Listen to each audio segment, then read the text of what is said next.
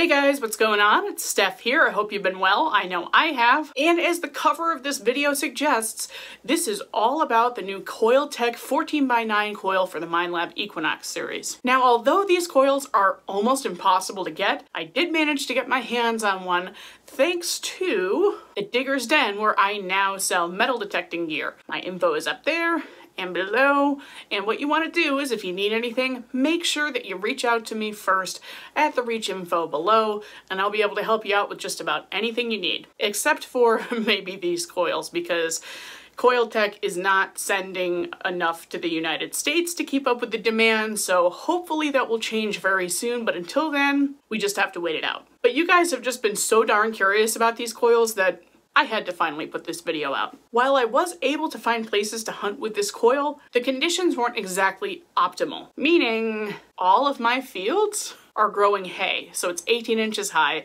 I had to think outside the box, and so I went to a permission that I have in town that I've beaten to death over the last several years, and it's kind of a good testing bed for new equipment. And then I also went to what you're going to see in the first half of the video, which is a big open section of woods, another place that I've really hammered to death. And it's another place that I like to test new equipment. So since I'm going to be talking a lot at the end of this video, how about we just hop into the footage right now?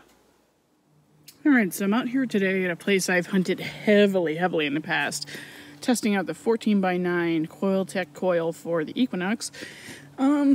So far, not a whole lot out here. And I know you would expect me to be using this in a field, but as you can see, it's very open in here, and I wanted to take it to a spot that's just totally hammered, and that frankly has a canopy of trees because it's very hot today. So I'm not noticing much of a depth increase. The coverage is really nice though. And I just got a 12 to 13 signal. Wasn't very deep, about 6 inches down.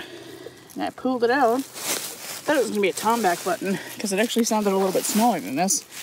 But it is part of a suspender clasp. Looks like it might be pretty fancy. I don't know. Let's see. Yeah, it's a decent one. Alright, well, hopefully we get a few more targets out here today, especially some nice deep ones. Be curious to see how that performs because it's 2 inches narrower in the width, but it's also 3 inches longer than the stock coil.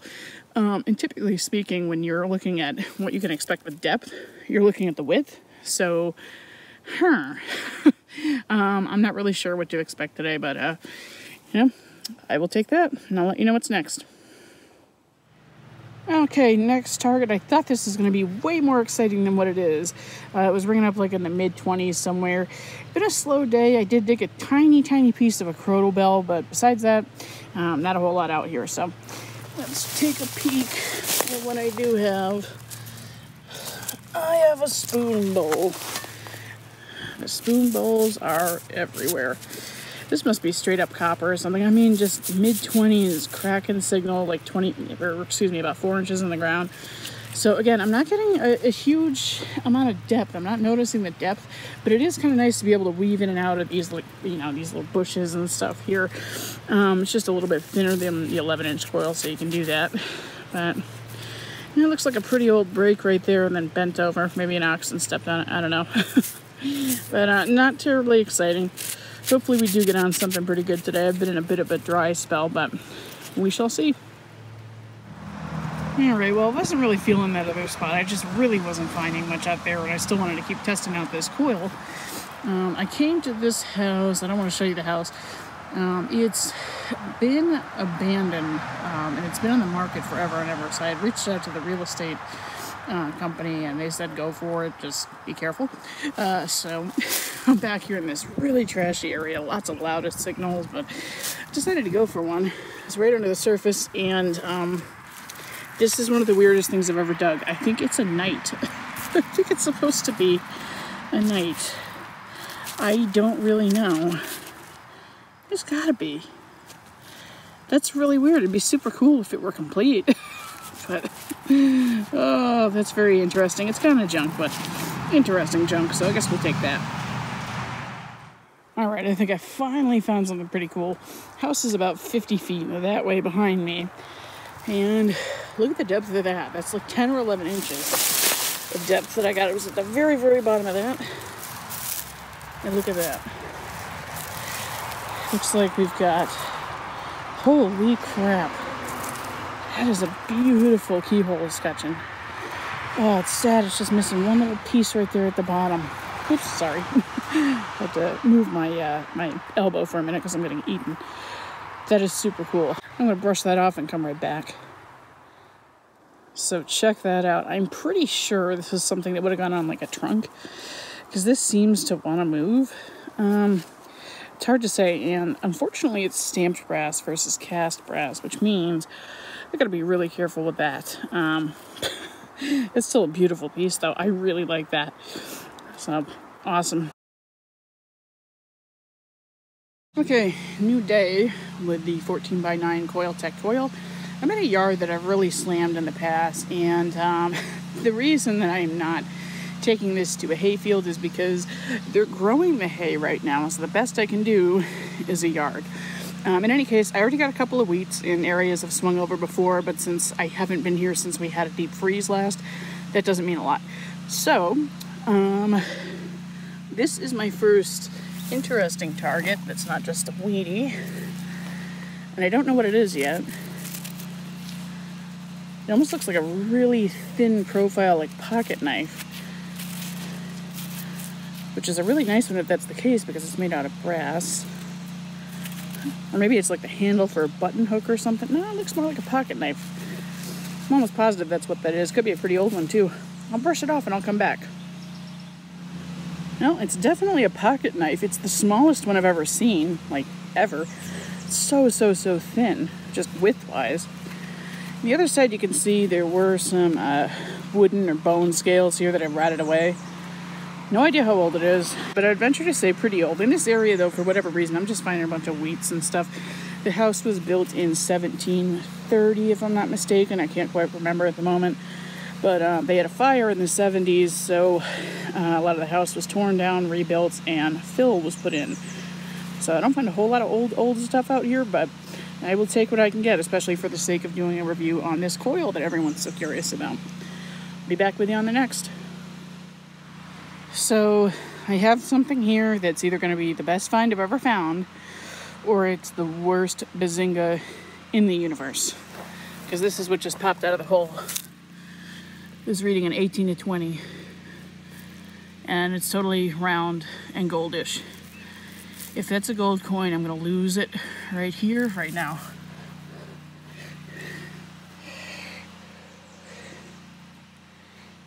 What the... Probably more of that friggin' play money. I found a lot of play money in this yard. I can't see. It's really light though, so I'm gonna guess it's some crappy piece of aluminum. You know what? I'm gonna spray that off though, just in case. I mean, it could be another kind of little silver coin. It's just looking gold because I don't know. All right, I'm gonna stop staring at it. I'm gonna spray this off. This could be something really special or really stupid. And the verdict is in. Of course, I'm not gonna be that lucky. Of course, I've been in a dry spell for over a month now, so. Nice cherry on top. That sucks. Alright. Well, it was 8 inches down, and I never heard it before, but that's the only nice thing I have to say about that piece of crapola that I thought was a gold coin for a split second. Awesome! Alright, everyone. Sorry about the noise, but my property owner and the guy next door are both mowing the lawn right now. We got a decent amount of rain recently, so you gotta do what you gotta do. I got an 18 double tappy signal right here. I thought it was going to be a zinking on the surface. Put my pinpointer to the surface and I wasn't getting anything. So I just stuck my shovel in there. And this popped out, which I think is going to be a button. I think it's going to be a little one. At least I hope so. That's certainly what it looks like. Wow, that's a beautiful one. It's too bad it's bent, but I bet I can fix it. Not in the field. Not in the field, but oh, wow, that is gorgeous. That is absolutely exquisite. That makes my day. All right, I'm going to brush that off for sure and come back. It's beautiful. Look at that. That is exquisite. Oh my God. It's too bad I'm probably going to have to forego the patina if I want to bend this back into shape, which I do because it's just gorgeous. It was probably hit by a lawnmower in the last couple of years, so it's a shame that I didn't find it earlier because I've been hunting this property for almost 4 years now, so wow. That's a gorgeous button though. I'm pretty sure I can fix it. All right, I'm gonna move on. Okay, well I got a 12 to 13 signal about, I don't know, 4 inches down. Didn't have a whole lot of hope for it. Thought it might be a modern nickel, but I'm still getting used to the way things sound in terms of size on this coil. When you switch coils, sometimes the size of items will sound a little bit different. So I wasn't expecting a spoon, but we have one. And I started to look at it. It looks like it's got a really interesting like crest or pattern right there. I think there's an eagle on the top of that with a shield. That's wicked cool. It's not very old. I mean, it's probably early 1900s, but let me brush that off and come back. That's a neat one. Well, it would appear I was right. This thing is awesome. Look at this. Eagle has this Pennsylvania underneath, I believe. Yep. Can't tell what's inside the crest just yet, but that is so cool. I'm not even bummed that it's not colonial. Funny that. But I just like finding neat things. That's what this hobby's all about. Getting outside, finding cool things. And that's beautiful. Not much ornamentation on the bowl. And I think the back, I want to say it said Rogers, so my initial, you can't see it anymore, I wiped more dirt on it. My initial assessment was probably correct. I would say early 1900s, maybe even up to mid 1900s, but that is super cool though. Well, I'm way at the edge of the property right now. This leads out to a big, big hay field back there. House is behind me. I'm not going to show it to you. But I just noticed when I look down, I'm seeing clamshells everywhere. And those could be, you know, like over 200 years old. That's what people ate back in the day, especially when they didn't have a lot of money.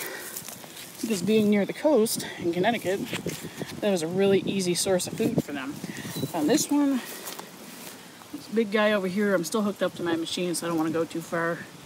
This one right there, this one right there, and you can't really see it where I'm pointing, but all over the place. It's crazy. Okay, well I've got something fun to report. It's been a while since I checked in. I've been doing the backyard for about an hour or so now, really just finding a lot of trash. This is probably really not the coil to use because it's a very trashy area. My permission owner actually had a tenant that lived in a trailer back here, and they were very messy. I mean, there are like plastic toys and bottle tops everywhere. It's just really disgusting how people treat property. But in any case, rant over. Got a 17, 18 signal. I'm bouncing all the way up to 19 and 20. And a solid 8 inches down, I just pulled it out. Where did I put you? It is a coin. And I don't know why I started rubbing it before I turned the camera on, but I never learned my lesson, do I? We have an Indian. Don't know on the year just yet. But it seems to be in decent shape. Yeah, it's in good shape. All right, we'll brush that off and come back. Well, that didn't take much cleaning. Look at that. Beautiful. It's got full Liberty 1865. And the back I didn't really brush off too much yet. It's a little caked on there. But that's going to be a really good looking coin when I'm done cleaning it. Very happy with that. And there you have it. Those are my first couple of hunts with the COILTEK 14x9 inch coil for the Minelab Equinox, and I've got some thoughts on that for you. So in lieu of a wrap up today, let's talk about what this coil is good for, what it's not good for, and the almighty question, should you buy one?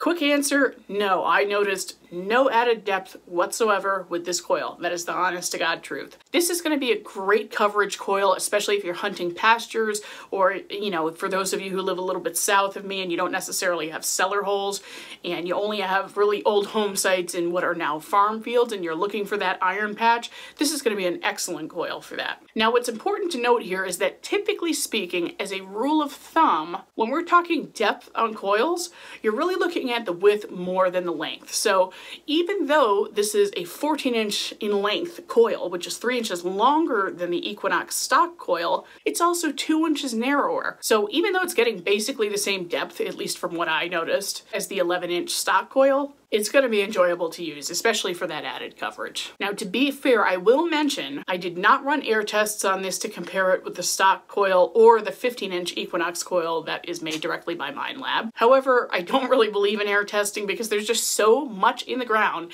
that can determine how your coil and how your equipment in general is going to perform on any given day that I think air testing is just kind of BS.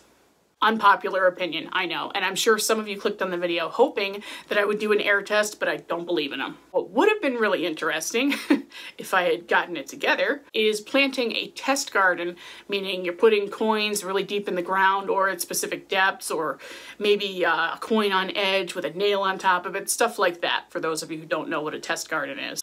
That would have been a really good place to test it out in terms of especially the target separation, but unfortunately I just never got it together, and I really will make a test garden in the backyard this summer sometime. Because frankly, I've been meaning to do it for years, and I think that's going to be the best way to compare equipment in the future. So sorry I didn't have that ready for you this time, but bottom line, what you can learn here, you're not looking at added depth, you're definitely looking at added coverage.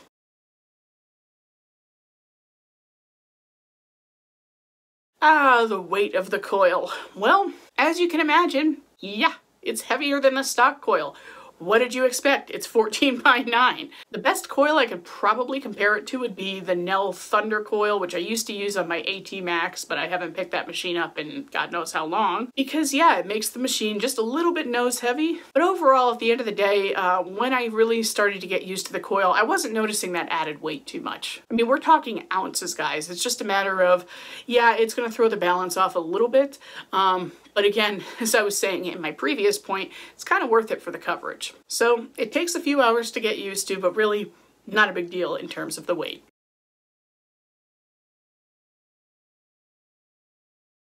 I can say the pinpointing on this machine was bang on accurate. This was probably one of the best coils I have used for pinpointing. Now I will say this, for those of you who are like me and use the wiggle technique, if you will, for pinpointing versus actually using the pinpoint feature, you're gonna have to start using the pinpoint feature on the Equinox. What do I mean by the wiggle technique? For those of you who do not know, or if you're new to detecting, you probably don't know this terminology yet. That means I'm gonna do kind of what it sounds like. I'm gonna wiggle the coil very quickly over my target, and I'm gonna pull back, and then when I stop hearing the signal, it's gonna be right in front of my coil. And if it's a really good signal and I wanna make damn sure I don't hit it, I'm gonna turn 90 degrees and employ the same method to really pinpoint exactly where my target is. But again, I would recommend when you're using a bigger coil like this, go ahead and actually use that pinpoint button feature on the Equinox. I think you're gonna do a little bit better with that, because I can tell you the wiggle technique was not quite working with this coil. Maybe that's just me, I don't know.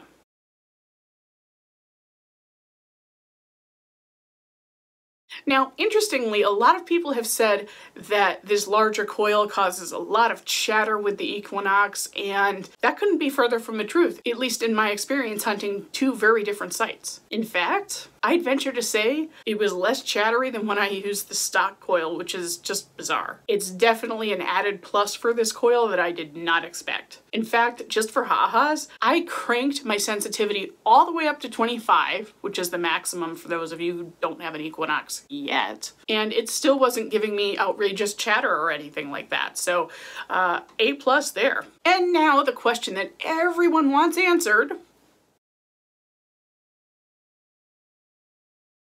Yes and no. What on earth do I mean by that? If you're looking for added coverage, a coil that doesn't chatter a whole lot, and something that can pinpoint perfectly for days, this is your jam. If you're looking for Civil War relics at a really hammered spot, 2 feet in the ground, nope.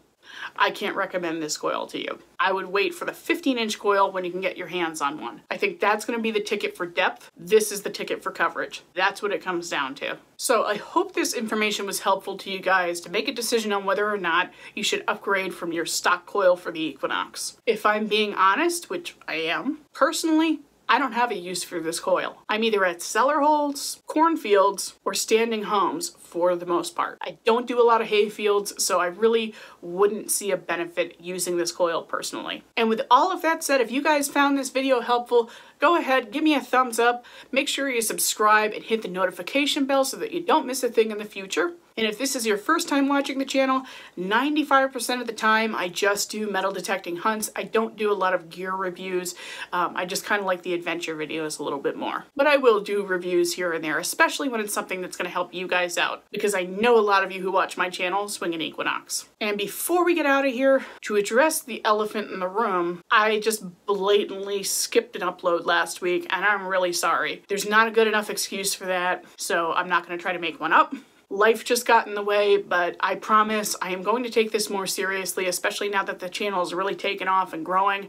I know you guys count on videos from me every Friday, so I'm really sorry that I fell down on the job last Friday. It is not going to happen again. And if for some reason I can't put out a video on a Friday, like a holiday is coming up or I'm going to be away, I will absolutely let you know in advance. Just check the YouTube community section and you will see a post from me, or I'll also put it on Facebook and maybe even Instagram as well. Just keep everybody in the loop if I am going to be absent, because some of you were really sweet and actually checked in on me to make sure that I was okay. So yes, I'm okay. No excuses. I'm gonna get better.